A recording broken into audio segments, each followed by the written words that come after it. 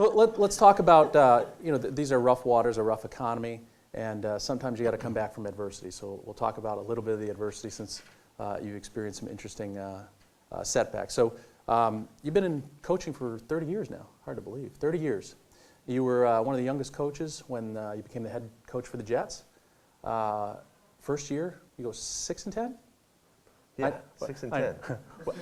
He's gonna, you can tell him how you started, but how you finished. You finished 6-10, and after one season, you're fired. Matter of fact, Boomer Esiason was here today on campus. Is that right? Yeah, he was. Yeah. Was he your quarterback? He was our quarterback. I don't know if you remember Boomer Esiason, one of the all-time greats, in the league. We had him in his last couple of years, and he happened to be visiting today with his daughter, seeing campus. So we had to revisit. Does anyone hear the story real quick? Can we tell them in a second? Sure. Let's tell this one first. So, whatever you want. So, how you get that news after 1 year of coaching? You got this great job, and you're terminated after 1 year. Can you tell us about that experience? Yeah, my counselor tells me it's good to talk about this every once in a while. Yeah. Breathe. Just to keep things, kind of on the humble side. No, yeah, I'm going to tell the whole story. I'll get to that in a second. We're 6-5. 6-5. We're playing the Miami Dolphins at the Meadowlands, and we're playing for first place. This is going into week 12. Season 16 games, right? Okay, during the season. Week 12, we're playing for first place against the Dolphins. We're vying for it. We have a tremendous first 3 quarters. We play a heck of a start to the game. And sure enough, Boomer throws a pick over here, run back for a touchdown, another pick, set up. And if any of you that are NFL kind of enthusiasts know that there was a game when Dan Marino faked the spike and then threw the touchdown, that was my game. The clock's running down, time's running out. You've seen the quarterback, anybody that watches football, he throws the ball down to stop the clock, and then they go back and huddle. Well, Marino pumped it to the ground and then and faked like he was going to stop the clock and threw the ball to a guy in the corner of the end zone for the winning touchdown. Well, that was like one of the big moments in the history of NFL football and comebacks and stuff like that, and that was my game. We went on, after that loss, we lost the next 4 games, and I got fired right after. So Boomer and I did have to revisit that today because he was part of that. But anyway, so what happened was we were about a week into the off season. The season was over, and we're working on assessing the season and working on the personnel situations. And it was right at the time the cap had just kicked in. It was the first year of the official NFL cap, for the salaries and all, salary cap.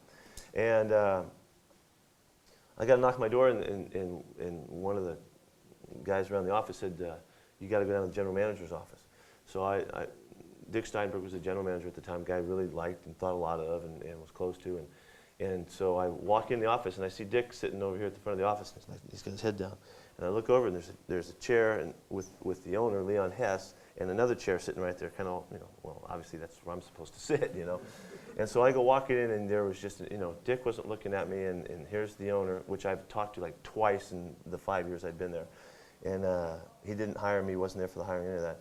And I thought, this is going to be interesting, I have no idea what's going to happen there. And the first thing he said to me is, well, Pete, a man in your situation in the business world would resign. But I know you're probably not going to do that, so you're fired. So in that moment, I'm looking right at Leon Hess. Now, Leon Hess is about 77 or 8 years old at the time. Multi-billionaire, made his whole fortune selling sludge oil. The oil that nobody wanted, he picked up, threw it in barrels, and created a multi-billionaire type business in this thing. Hard, gritty, tough guy. And he just told me I'm fired, and I thought I'm looking right in between the eyes of the devil. And it was just like that moment, wow, And then my next, you're Leon right now. And then the very next thought I had was, this is the most awesome thing I can ever imagine. I got 4 years left of my contract, and I'm out. That was it.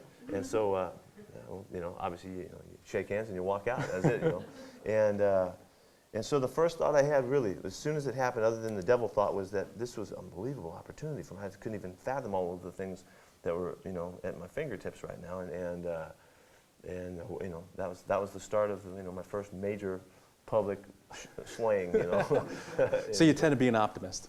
Yeah. Good trait for an entrepreneur as well.